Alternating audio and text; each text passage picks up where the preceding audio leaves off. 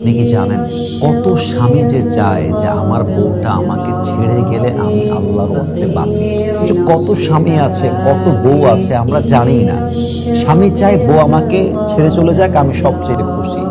এরকম সমাজে বাস্তবতা বলেন তো সবাই আজ না নাই? আচ্ছা, কেন হলো এই বাস্তবতা? কেন হলো এই সিচুয়েশন?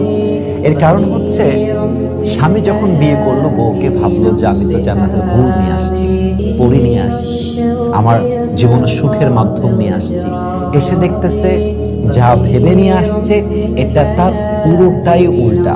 তার বউ হচ্ছে নাম্বার ওয়ান বিশ্বাসঘাতক, তার চরিত্রে ঠিক নাই, তার ভেতরে সততা নেই, তার ভেতরে ইজ্জত নেই, তার ভেতরে অনেস্টি বলতে কিছুই নেই, আখলাক বলতে কিছুই নেই। তার পুরো জীবনটাই এত পুরুষের সঙ্গে সে খারাপ কাজে জড়িয়েছে যা স্বামী বলে শেষ করতে পারবে না। ইভেন এত বাজে বাজে গুণ পাইছে যে স্বামীটা লজ্জায় কথা যায় না। এখন স্বামী চায় বউটারে ছাড়তে পারলে বাঁচি, ওরে তালাক দিতে পারলে বাঁচি, বউটা আমার ছাড়লে আমি বেঁচে যাই। আমি কি কথা ভুল বললাম না ঠিক বললাম বলেন?